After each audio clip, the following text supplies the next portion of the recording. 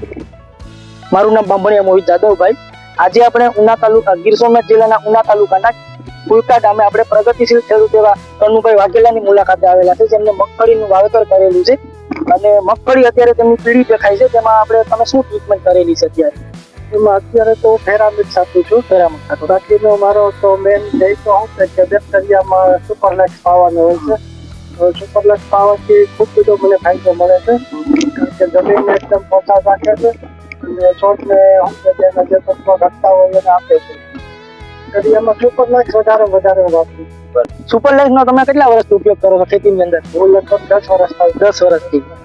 મગફળી, ડુંગળી બધા પાકની અંદર સુપરલેક્સ નો ઉપયોગ કરું છું. તમે જ્યારે પેલા સુપરલાઇફ નો ઉપયોગ કરતા હતા ત્યારે તમારા જમીનમાં ઉત્પાદનમાં અને જમીનની તાસીરમાં જે ફરક હતો, અને સુપરલાઇફ તમે જીએલએસ સાથે જોડાણ સુપરલાઇફ નો ભલામણ થયો અને સુપરલાઇફ વાપરવાનું ચાલુ કર્યું, તો ત્યાર પછી તમને કેવું પરિણામ જોવા? સુપરલેક્સ વાપરવાથી તો મને મોટો ફાયદો થયો, કારણ કે મારી જમીન છે ને એકદમ સિકાસ વાળી હતી. બરાબર. ખૂબ બધી શોર્ટ જમીન રહેતી, તમને એમ કરીએ તો એને ઢેફાનો પણ જે સુપરલેક્સ વાપરવા બેઠા ને ત્યાર પછી મારે કોઈ ત્યાં સુપર ખાતર કે એવું કોઈ વસ્તુ ખાતર નાખવું જ નથી પડતું. એટલી બધી જમીન એકદમ પોટી રહી છે. એટલે તમે રાસાયણિક ખાતરનો ઉપયોગ ખાલી સુપરલાઇફ. બરાબર. બરાબર. રાસાયણિક ખાતરો દેશી ખાતર વધારે મજા આવે. એ જ વસ્તુ છે. અને બીજી વસ્તુ એ કે તમે ગયા વર્ષે આ જ ખેતરમાં મગફળી હતી તમારે ચોમાસામાં? દર વર્ષે.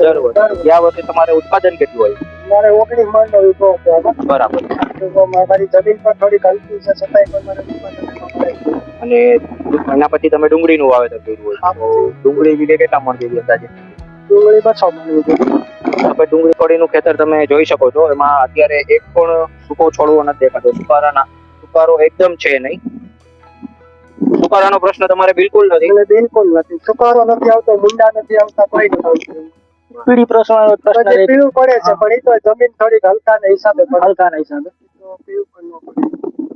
બરાબર છે. બીજા ખેડૂતોને તમે શું કહેશો? બસ હું તો વધારે ભલામણ ઈ જ કરું છું, સુપરલેક્સ વાપરો વધારે ને વધારે. બરાબર છે. અને આમનું જે પ્રગતિશીલ આપણા ખેડૂત છે એમનું કહેવાનું છે કે સુપરલાઇફ નો જે રિઝલ્ટ એમને મળ્યું છે, એવી જ રીતના એમના ગામમાં પણ ઘણી જગ્યાએ વપરાતું હોય તો ત્યાંય મળ્યું છે. તો એમની એ જ ભલામણ છે કે સુપરલાઇફ તમે વાપરો, જીએલએસ સાથે તમે જોડાવો. અમારો ખેડૂત સર્વપ્રથમ પ્રોગ્રામ જે છે એમાં તમે જોડાવો અને ખૂબ પ્રગતિ કરો.